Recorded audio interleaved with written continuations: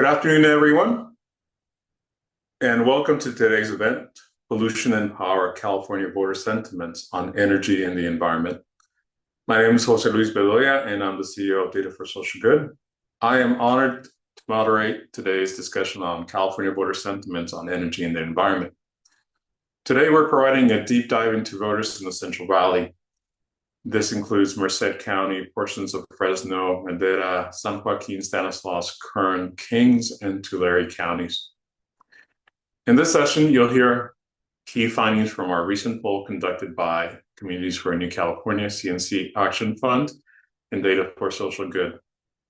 Please note that this will be a listening session only, but we'll reserve time and questions at the end. You can submit your question using Zoom's Q&A function at the bottom of your screen.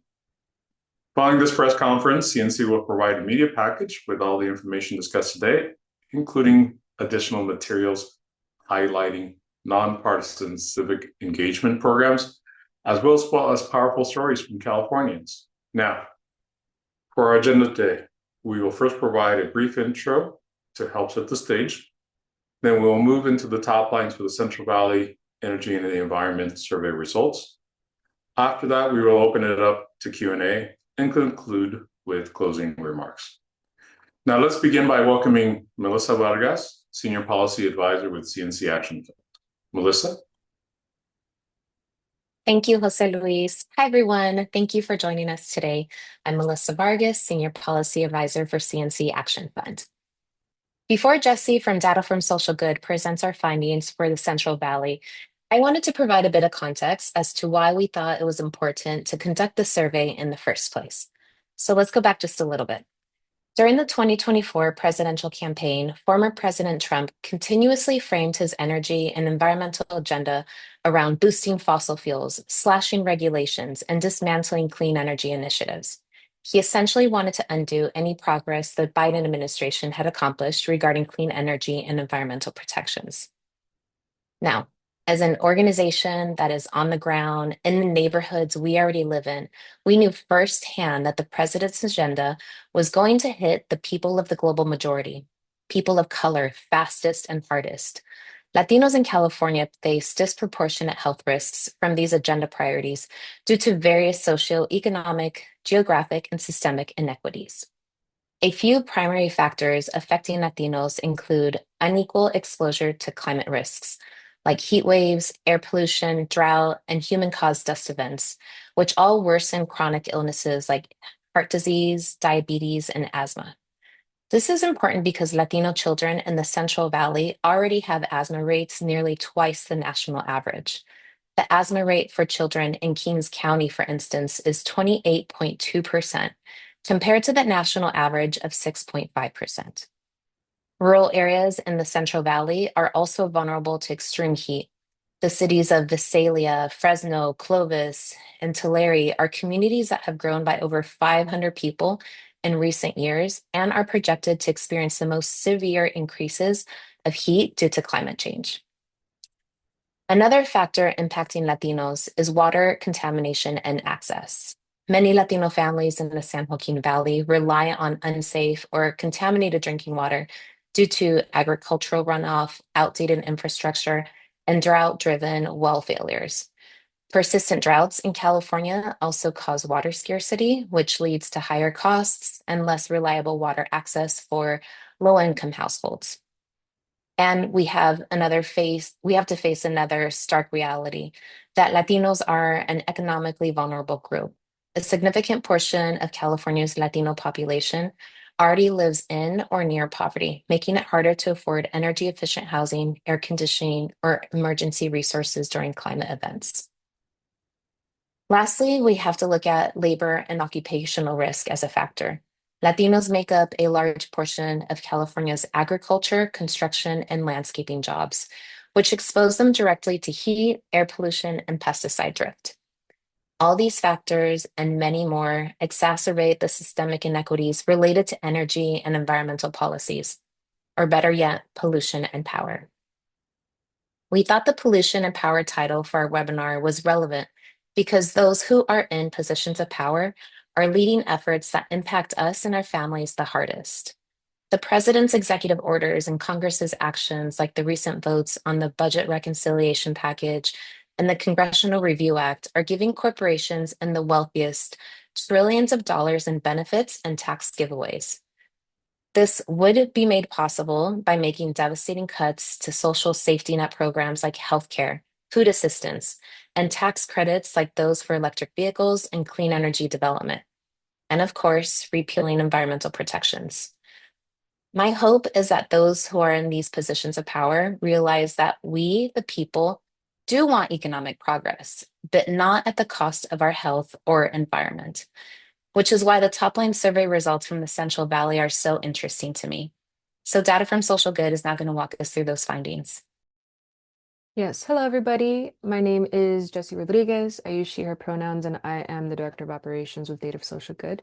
So, for some context here, I was involved with the survey design and collection. I have a lot of background on how this went, and it was really interesting to see some of the results, specifically how the Central Valley respondents turned out, and which I will share with you now. So, just to begin here, we have a table of contents where we'll cover various topics that were included in the survey, including environmental perception, questions on lithium extraction and cap and trade. We'll review some policy questions and then wrap up with sentiments on the best way to enact change. As Melissa mentioned earlier, this was part of a larger statewide survey. So the original statewide survey was able to gather respondents or responses from over 1,200 registered voters in California. And we did try to target NPP voters, Latina voters, and Gen Z especially, just so that we captured their perspectives on some of these issues. What you see here are comparisons of our respondents by registration demographics, so by generations, by party, and then here we have our general respondents by political lean. So this is just to give you additional context into what this general statewide cohort looked like. And then for our Central Valley cohort that we're going to be reviewing results for today, we had a total of 154 responses from here, and it covered various counties within the Central Valley. So that included respondents that lived in San Joaquin, Stanislaus, Merced, Madera, Fresno, Kings, Tulare, and Kern counties. This survey was conducted earlier this year between February through the end of March. And then again, you can see our distribution by generation and by political lean. Additionally, we also have gender, party, income, and education distribution. So just to give you some insight here onto how people's environments, people's upbringings, people's backgrounds may have influenced their responses to these questions. So I'm going to begin with this first topic here, environmental perceptions. And our first question that we asked respondents was, of the following environmental issues, please identify the ones that they were most concerned about. So this was a select all that apply question. And for this cohort, water quality was number one at 67.2%. So water quality meaning lead, pesticides, chemicals in drinking water, those sorts of issues. This was followed by air quality or air pollution at 63.2%. And then drought conditions and water scarcity rounded out the top three at 61.3%. If you're wondering how this compares to our statewide general results, the number one issue for our general results was wildfires and brush fires at 64.5%. For this cohort, that ranked number four at 54.5%, so about a 10% difference there. And then water quality and air quality rounded out the top three for statewide general. So just to give you some comparison on how the issues may vary based on region, with water quality being number one here. After that, when we asked if in recent years respondents had noticed environmental issues becoming more severe, 84.1% of them said yes. So this was significantly higher than our statewide results at 78.2%. There's going to be a few questions where you see these sort of dashed red boxes. This just indicates to us that the raw number of people who responded to those specific choices was a little bit small, and we're not necessarily confident in saying this is exactly something significant that you should consider. So these results are meant to be interpreted directionally, just to give you a hint in the trend in which respondents decided to go. For the following question, we noted that the majority of our respondents found it unlikely that they would have to move due to an environment-related event at 45.2%. However, It is important to note here that 37.1% said that they did find it likely that they would have to or want to move due to an environment-related event within the next decade. There was about 17.7% that said they were neither likely nor unlikely. When we asked if respondents think that the state is doing enough to keep water clean and accessible for residents, we saw more of a split. So about 39.5% said no, that the state is not doing enough, and then 34.5% said yes, with about 26% being unsure and somewhere in the middle.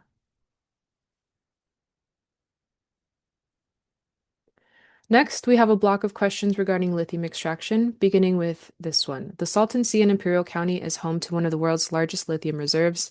Some say lithium extraction could bring jobs and investment, while others worry about environmental damage, water usage, and health impacts. We asked our respondents, do you support lithium extraction in Imperial County? For the Central Valley respondents, they seemed to split on this, so about 31.6% said that they would support, 34% said that they were unsure, and about 34% said that they oppose. Next, we noted that the majority of our respondents believe that California should continue taxing lithium extraction companies. And this is, let's see, about 19.4% said that they were unsure, and then 14.4% said no, that the state should not continue to tax lithium extraction companies.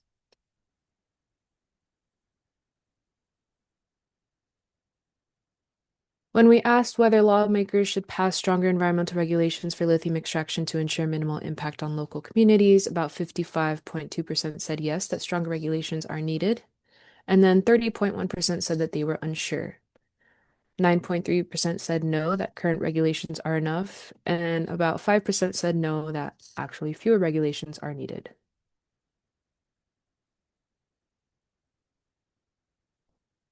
When asking our respondents what they identify as their biggest concern about lithium extraction in California, tied for number one, we had 55.9% selecting water usage and contamination, as well as health risks for nearby communities, meaning exposure to hazardous byproducts, increased air pollution, things of that nature. After that, we had destruction of natural landscape and wildlife habitats at 46.9%, and then increased corporate influence in policymaking over local interests. We had additional concerns here noted, so inadequate community benefits from extraction profits, lack of affordable housing, limited jobs going to local residents, increased traffic, and about 20% said that they have no concerns.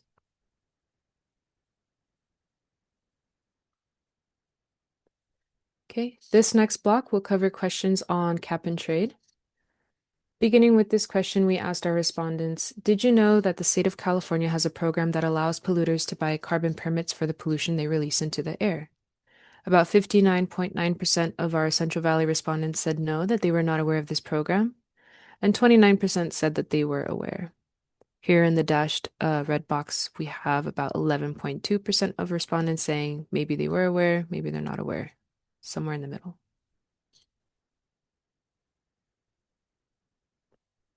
For the next question, we wanted to note that 41.6% of our respondents said yes, that they do believe the state should increase the cost of carbon permits to further discourage pollution, even if that means there are short-term increased costs for businesses and consumers. We had 30.4% say no, that they don't agree with this, and then 28% said that they were unsure about this approach.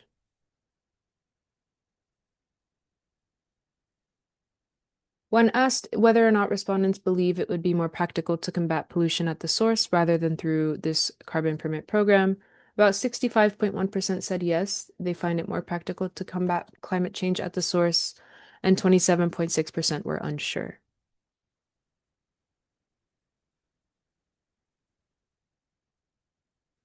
For this next question, we began with providing some context. The California Public Utility Commission, CPUC, directs program revenue from electric and natural gas investor-owned utilities like PG&E, SCE, SDG&E, and SoCalGas, and they redirect that back to residential customers. Every April and October, millions of California residents receive credits on their electric and natural gas bills called the California Climate Credit. We wanted to know whether our respondents were aware of the California Climate Credit.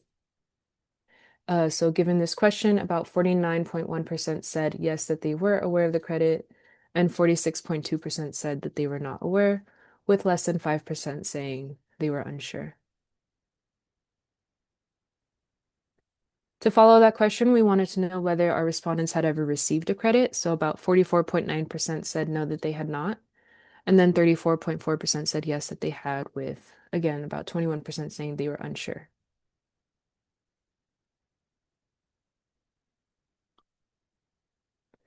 For the next question, we wanted to ask, should revenue from the state carbon permit program be reinvested into communities that are impacted by lithium extraction or manufacturing activities? So for this one, we noted that a little over 2/3 of our respondents believe that carbon permit program revenue should be reinvested into communities most impacted by lithium extraction. About 27.2% said no, that they were unsure, and less than 5% said that they were said no. For this next question, we wanted to gauge whether our respondents would support using revenue from the carbon permit program to ensure local residents that were impacted by lithium extraction benefit directly through job training, infrastructure, and public services. And so about 71% said yes, that they would support using revenue in this way.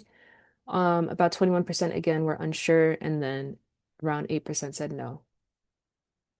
So again, the majority of our respondents said that they would support using the revenue from the permit program for residents impacted by lithium extraction. Okay, so the next few questions will cover federal and state policy issues, beginning with this one. The Environmental Protection Agency, or the EPA, has a mission to protect human health and the environment by regulating the country's largest polluters. We wanted to know whether respondents believe that the federal government should abolish the Environmental Protection Agency or not. And about 78.2% said no, that the EPA should not be abolished. And 21.8% said yes, that it should.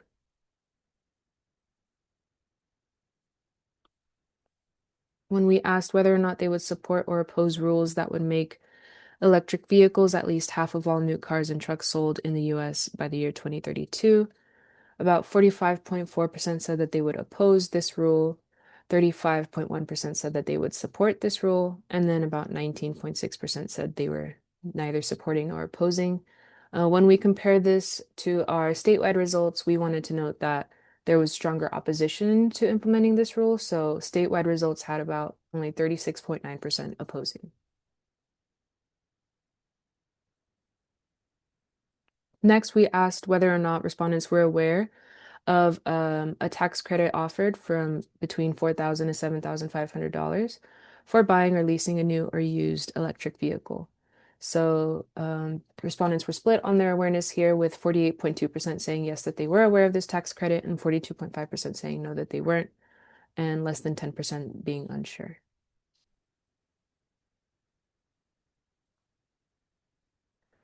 Given the electric vehicle tax credit, the next time you purchase a vehicle, how likely are you to seriously consider purchasing a vehicle? So when posed with this question, about 59.6% of our respondents said it was unlikely that they would consider purchasing an EV, and 40.4% saying that it was likely that they would.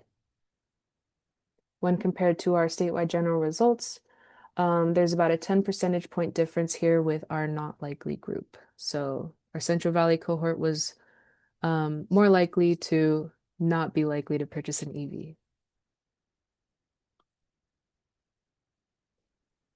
When we followed up with this question, the new presidential administration has proposed moving the tax credit for electric vehicles. Do you believe that this tax credit should end?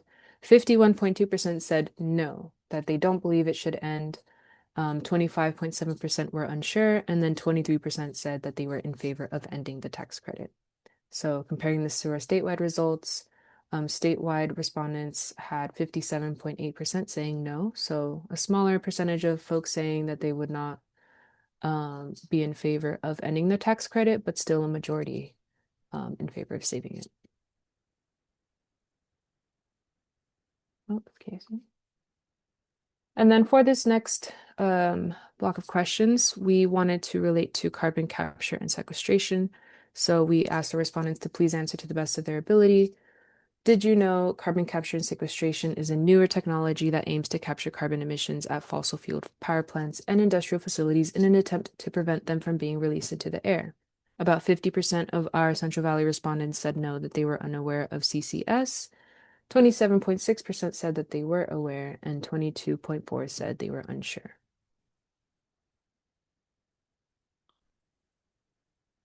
When we asked about identifying concerns about risks in their communities related to CCS, 52.1% of our Central Valley respondents were concerned about health risks from potential carbon dioxide leaks.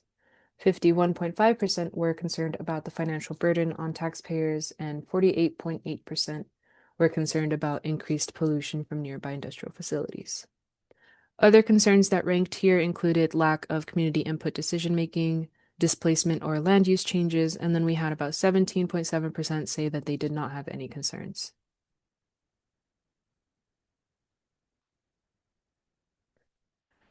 Next, we asked what alternative solutions to pollution reduction do our respondents believe should be prioritized over carbon capture and sequestration. So 53.8% said renewable energy investments, meaning solar or wind energies.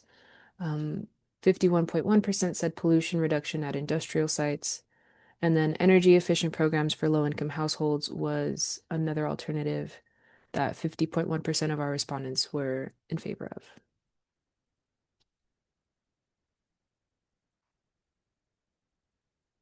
For the next question, we noted that the US has been producing more energy than it is consuming and is currently the largest producer of oil and gas in the world. We wanted to know whether or not respondents believe that the federal government should expand oil drilling in the US regardless of environmental impacts.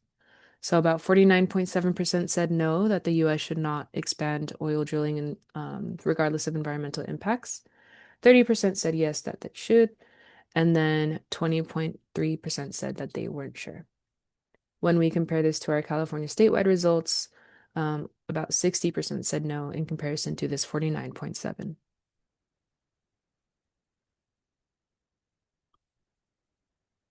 Okay, for this block of questions, we're going to cover policy and taxes. Beginning with this one, we wanted to gauge support for various policies. So we asked our respondents to please indicate your level of support for the following energy policy proposals. So about 78.2% said that they would support making cars, trucks, and buses more fuel efficient. 71.7% said that they would support providing tax credits to Americans who install clean energy systems, similar to solar power in their homes.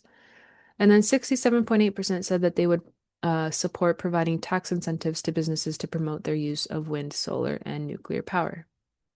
After that, we had about 40.9% saying that they would support spending federal money to increase the number of electric vehicle charging stations in the US. And then you can see the distribution for those who were neutral and those who opposed these policies.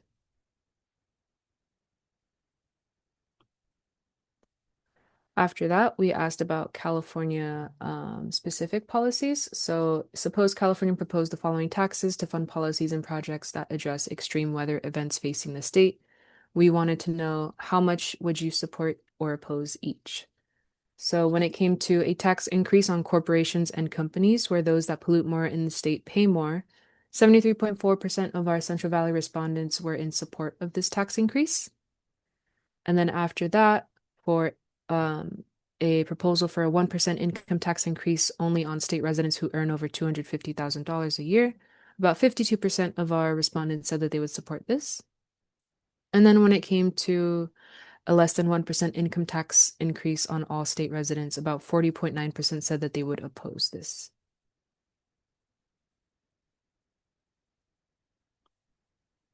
Okay. For the next question, we wanted to know how much would they agree with the following statement. So the statement is, I am willing to accept new job creation, even if it leads to worse health outcomes for me and my family. 72.1% said that they disagree with the statement. 15% said that they do agree with the statement, and then 12.9% said they would neither agree nor disagree. So the majority of respondents here were unwilling to accept new job creation if it leads to worse health outcomes. Next, these questions will cover climate policy and California's role, beginning with this one. How likely are you to support increasing funding for the following? So similar to one of the questions before, When it came to policies that protect access to safe drinking water, a little over 90% of our respondents said that they would support this. When it came to policies and programs about mitigating and preventing wildfires, 86.6% said that they would support this. And then 75.5% said that they would support policies that develop new surface and groundwater conservation technologies, with 21.3% being neutral. When it came to policies that protect, restore, and expand California's public lands, about 69.6% said that they would support this, and 18.9% were neutral. And then for policies that restore ecosystems and encourage land use planning, we had about 67.6% show support, while 21.1% were neutral. For this next question, we had another statement question. So when it came to the following statement, the state of California is prepared to effectively address environmental issues. About 48.4% of our respondents said that they agree with that statement. 30.6% said that they disagree with the statement, and 21% said they neither agree nor disagree. Now, when we compare this to our statewide general results, for those that agree, there was about an 8 percentage point difference, with the Central Valley cohort agreeing at a higher rate than the general statewide results. Lastly, we have a few questions that explore the best ways to enact change. And the first question we asked said, no matter how frequently you vote in elections, how much power do you feel your vote has to change things that matter most to you? So using a scale from 1 to 5, where 1 means your vote has no power at all, and a 5 means that your vote is extremely powerful to change things that matter to you. We combined our responses. So 1 to 2 means that respondents indicated a low perception of their voting power. 3 was a mid-tier perception of voting power. And then for 4 and 5, that was a higher vote power perception. So for this cohort, we had about 36.4% have a low vote power perception, 29.2% have a mid-tier vote power perception, and then 34.4% said that they have a high vote power perception. So when we compare this to our statewide results, the Central Valley actually has a higher percentage of respondents viewing themselves as having a high vote power, and then lower percentages of those who view themselves as having a mid to low vote power.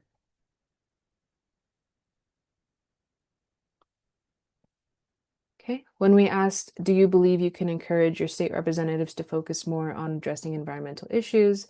About 44% said yes, that they do believe they can encourage their state reps. About 30% said that they were unsure, and about a quarter said no, they don't believe they can encourage their state representatives.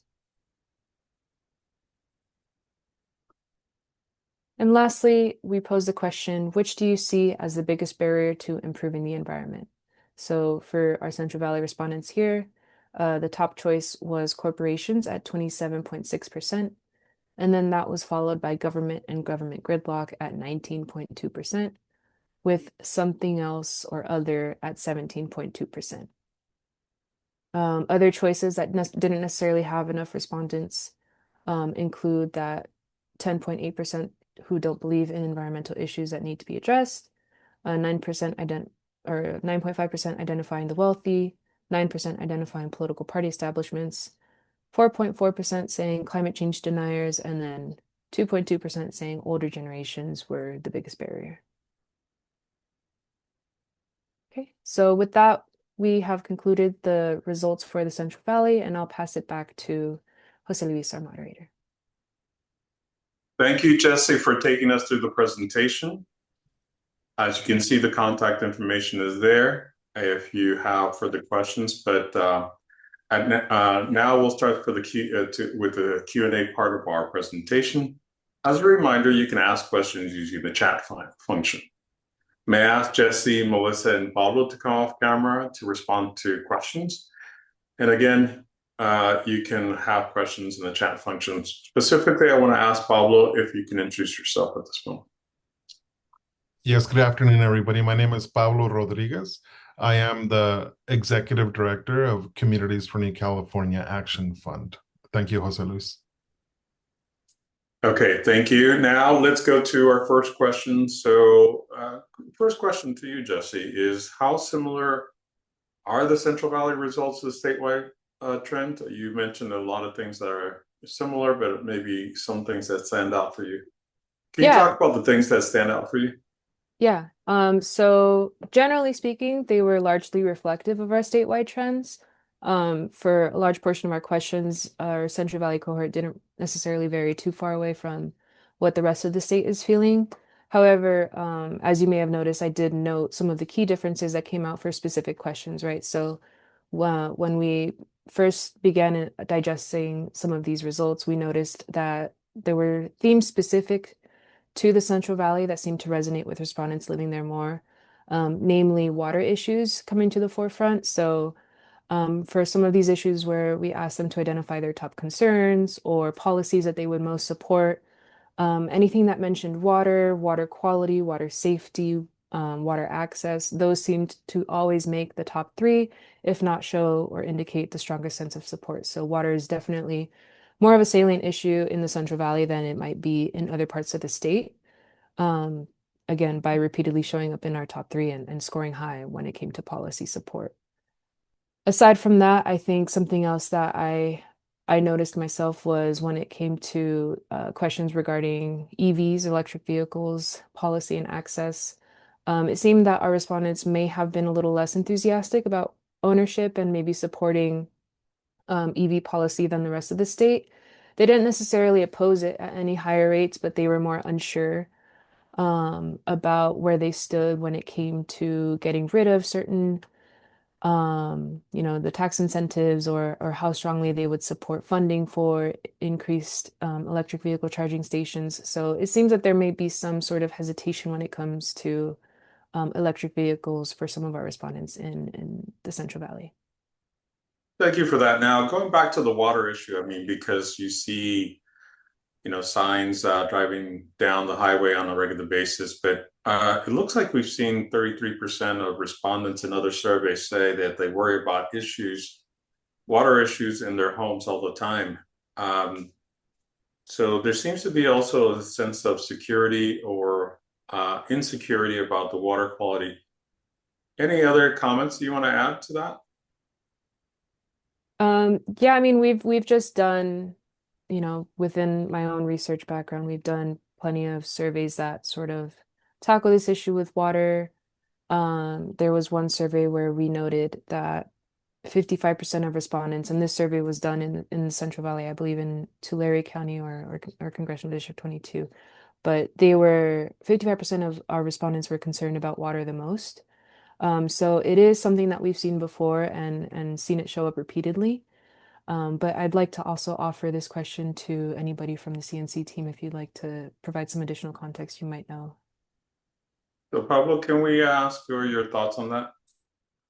Yeah, I mean, I think that it makes sense that the counties, Fresno County South, have been severely impacted by water delivery, first for work, right, and ranches. But second, that delivery is separate from water that's actually coming out of our taps.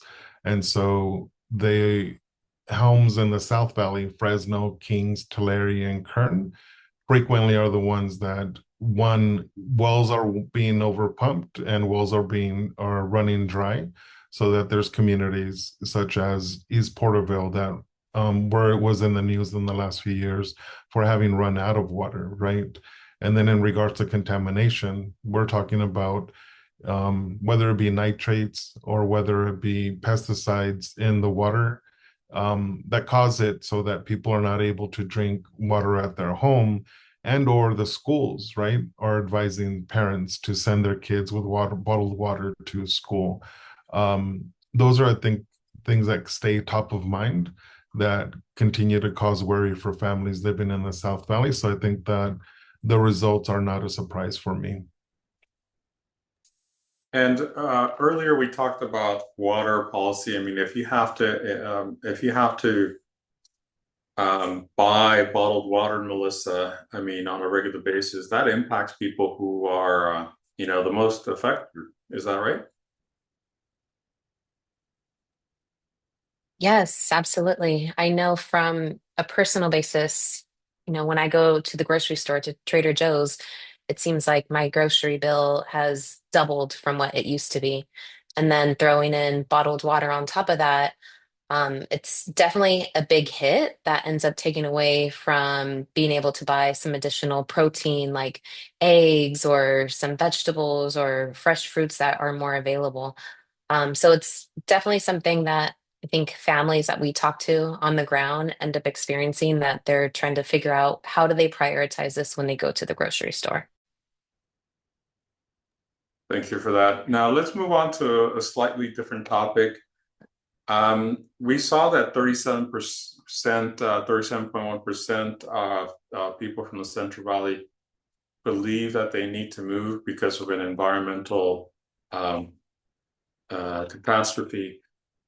Jesse, is this a large number? Yeah, so I think, given the context of everything, when you first see that slide, your brain goes to the higher number, the 40%, 40 something percent, saying that they don't consider moving. But when you really take into the fact that moving is not the most simplest of things, it requires a lot of energy, it requires a lot of funds, it requires um, changing essentially your entire life sometimes. And that's not the easiest thing to say yes to. So to have 37% of people saying, yeah, that this is something that I've thought about, especially when related to the environment and potential concerns for that, it is a jarring number that we are keeping track of. And I also just want to sort of remind folks that because this survey was conducted in the beginning of this year, um, it also followed the LA fires and the Southern California fires. So that was also top of mind for a lot of our respondents. I remember hearing stories from some of our phone banking team saying that this is something that people were keeping track of, and it was a very salient issue for a lot of folks. And I think we were just keeping track of the number itself and seeing how that changes over time. So something to note for sure. Thank you. And let's again change a little bit into policy, since we're talking about policies that impact everyday people. So cap and trade is a cornerstone of California's environmental policy, but most California voters don't seem to know much about it at 59.9 or 60% effectively. Is this a matter of PR from the state, or lack of PR from the state? Melissa, what do you think? Great question. I would say that I think that this is an opportunity for the state to improve and expand its public engagement and communicate in a way that is really culturally relevant, linguistically accessible, and locally visible. People of the global majority, people of color, low income, and non-English speakers are those most impacted by pollution and are often left out of conversations about how the policy works and how it can benefit them. I know that, from our personal experience being with CNC, when we engage our neighbors, we do so in a variety of ways. So we're not just knocking on doors, we're not just making phone calls, but we're also hosting meetings so that all we can first make sure that we have an opportunity to listen to what it is that our neighbors have to say, find out what are their concerns, what are their ideas for tackling these issues within our communities. And to touch on a more localized lens, we also identify and collaborate with local leaders to develop culturally appropriate and bilingual content that we then distribute in either print or on social media so that residents can receive this information in a number of ways and at various times. So I'll make sure to share our Lucete Latina publication and our YouTube video series for reference. But we think that, those ways of engaging residents and community members is really effective. The last point I want to make about cap and trade is to highlight that almost 42% of respondents in the Central Valley believes that the state should increase the cost of carbon permits despite any short-term price increases. This is pretty telling, especially when I think folks are really concerned about the direction of the economy. And what this tells me is that people believe that polluters should pay, which is the absolute opposite approach currently being taken by the president and Congress as they roll back environmental protections. It feels to me that people are so desperate for cleaner environment, cleaner water, cleaner air, cleaner standards, that they're even supportive and paying out of their pocket if that means having less pollution. Thank you for that. And yes, please do check out the Luces de Latina publication and YouTube channel and playlist. Okay, let's go back to something that we talked about at the beginning of this Q&A session. So Central Valley respondents know about the electric tax vehicle incentive at 48% or just below 50%. But they seem split on whether they would use the credit. And some people would use it, it said that they would use it at 40%. And following that, it seems that they do not want the federal government to abolish it at 51%. So again, it looks like they know about it, but they're not going to use it, but they want to hold on to it for a little bit longer. Pablo, can I come back to you and say, what do you think this is? Maybe Melissa, if you could also chime in. Yes, of course. I think that this is a complex and layered issue with many forces at play. If we're talking about the San Joaquin Valley, I think the place where we need to start is the impact of the geography, just the vast, large geography. If we take Sacramento down to Bakersfield, that's 300 miles, right? That's 9 counties. So it's 300 miles north to south, 75 miles east to west. So I suspect that some of the respondents, that if we were to dig into the top lines more, we would also see that there are people who understand that this is a benefit for some people that they may not necessarily be prepared to take advantage of right now, but it's a long-term benefit that they definitely want to potentially take care or take advantage of in the future, right? I think the other level that I would state, right, if we go up the Highway 99 corridor, Bakersfield, Visalia, Tulare, Fresno, Merced, Modesto, Stockton, right? We have an urban-rural geography. So the infrastructure for electric vehicles may benefit people living in those larger cities rather than immediately outside of those communities, right? We have a vast number of unincorporated towns that don't have the infrastructure that would benefit electric vehicle owners, right? So then the lack of range of some electric vehicles, or just what is unknown, right, because of the lack of charging stations and infrastructure to support electric vehicles, may come into account for people's decisions in regards to this, right? Which leads me to my final point, and probably the most important one. The median household income in many San Joaquin Valley counties is $40,000 to $50,000 per year for the household. I'm not talking individuals, I'm talking the household, right? So when we're talking about electric vehicle incentives of $4,000 to $7,000, which is significant, the $40,000 to $50,000, $60,000 is the cost of a median cost, right, of a new electric vehicle. So this is a luxury for many people that potentially, right, would be benefited by that people can see the benefit, but it's a luxury, right? Even the used electric vehicles that might drop down to $20,000 or $30,000, the final decision may end up being made by what is utilitarian. I need to get to work. I need to travel 60 miles round trip, which was for us when I grew up in Merced County from Hillmore to Modesto. Round trip was a regular thing, right? So that 60-mile round trip ends up sounding like not a lot initially, but if I'm going to be thinking about infrastructure and the long term, that ends up adding up, right? So I think that there's a lot of unknowns, but people understand that it is a benefit, but maybe not necessarily that they're prepared to take advantage of it today, just given the tightening of our pocketbooks. I'll stop right there. Okay, so Melissa, Pablo mentioned the vastness of the Central Valley. Just to put into perspective, DC to New York is about 200 miles. And so Pablo just mentioned that, the distance in the Central Valley, if you measure it, lengthwise, is about 300 miles.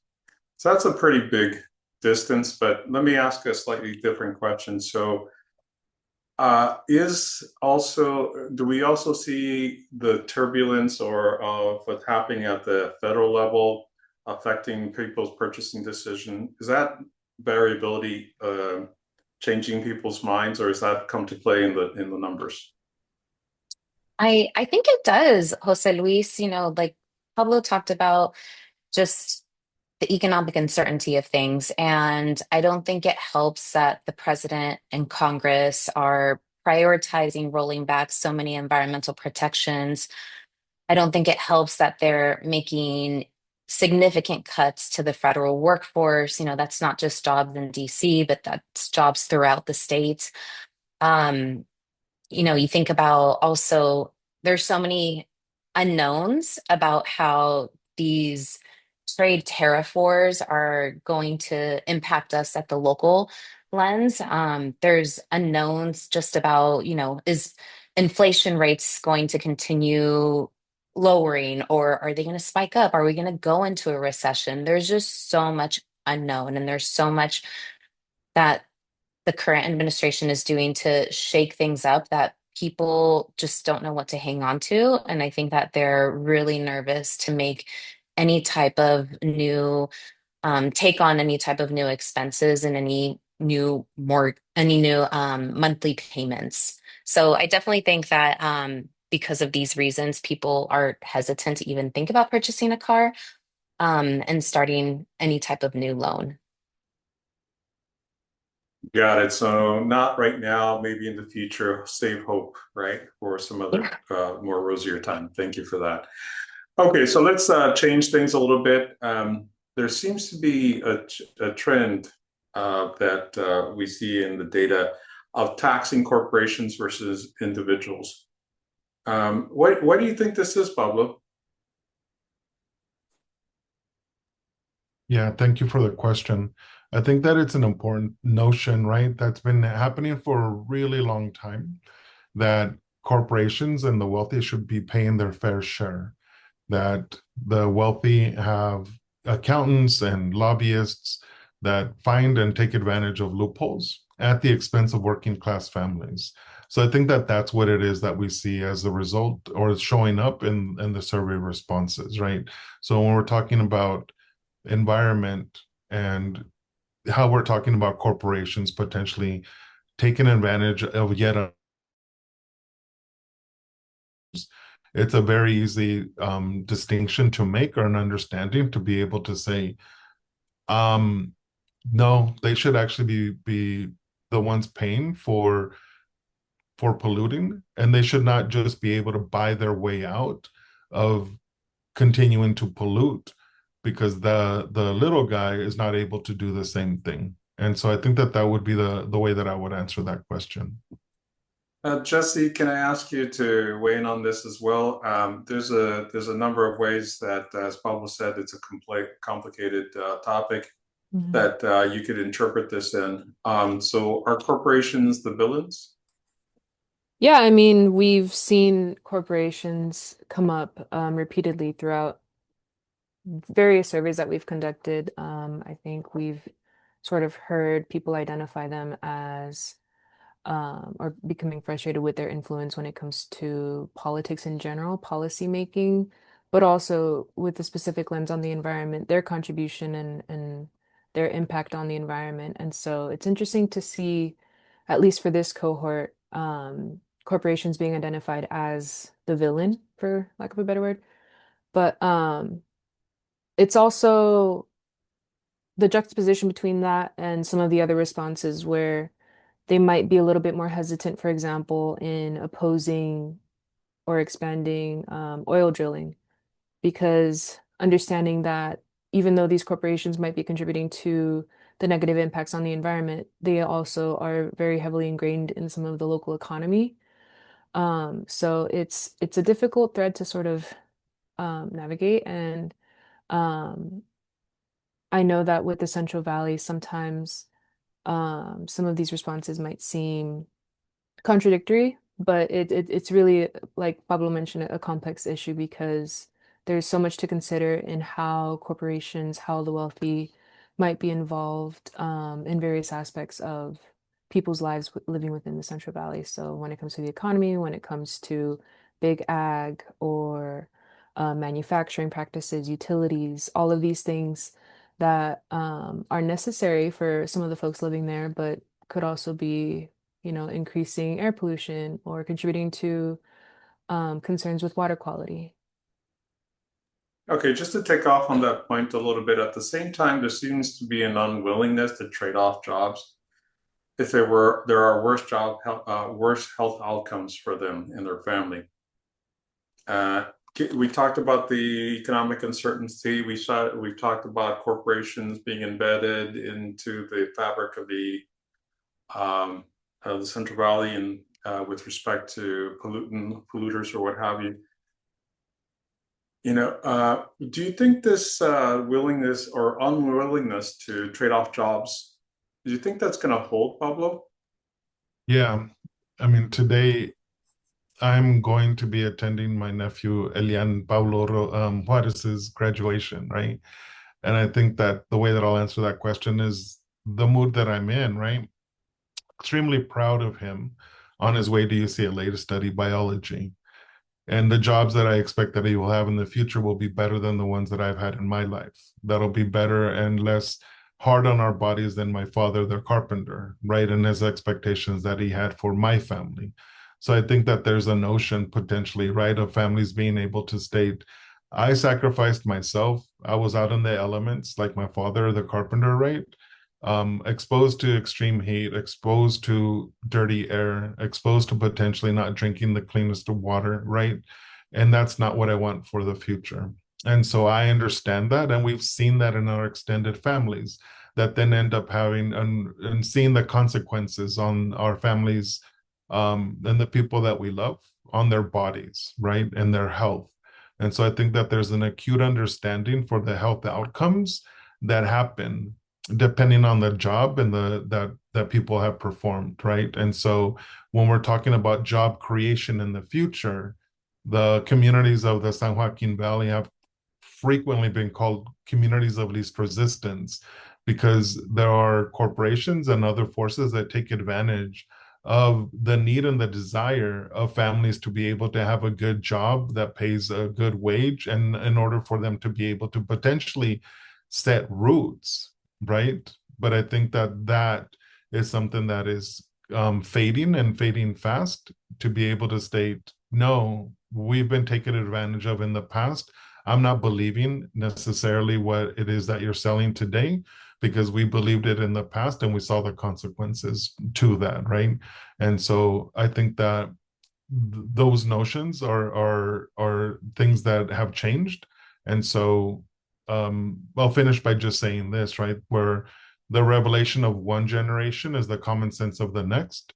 So I think that the common sense of a generation, Alpha generation, Z, millennials, is very different than Gen X and baby boomers, for example. And so I think that that's what it is that we see happening here. Speaking of generations, I'm going to ask Jessie to come back in and talk about her perspective, being one of the younger members of this panel. Yeah, so I guess just to echo what Pablo mentioned, at least within my own generation with Gen Z, you don't really see much discussion around making sacrifices to your health and making sacrifices to your mental well-being and your physical well-being in exchange for a job. And so I feel like this generation is moving further away from prioritizing jobs over their own personal health and things that interest them. And so in that respect, I think, yes, that this might hold in the future. And that's just sort of the things that I've been hearing. People are more willing to prioritize things that benefit them. I know that with the younger generation, especially, there's always this discussion like, oh, well, you can always find another job. There's always going to be a job. There's always going to be work. But if I neglect myself, then there won't always be me.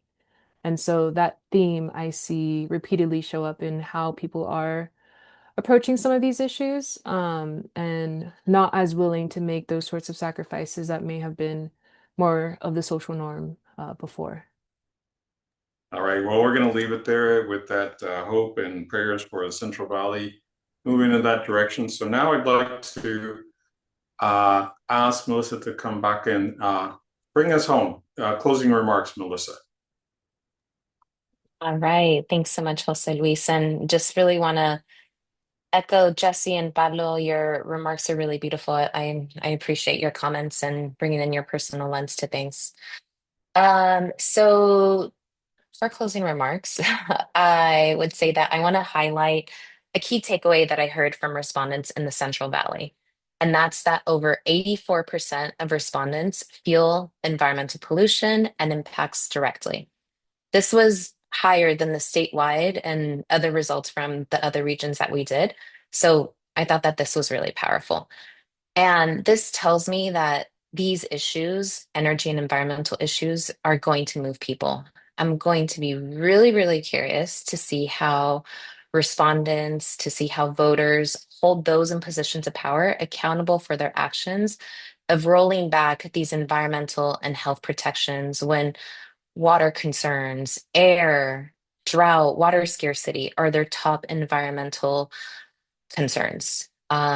So with this, I really want to just remind folks out there of the opportunities they have to get involved in the public policymaking process.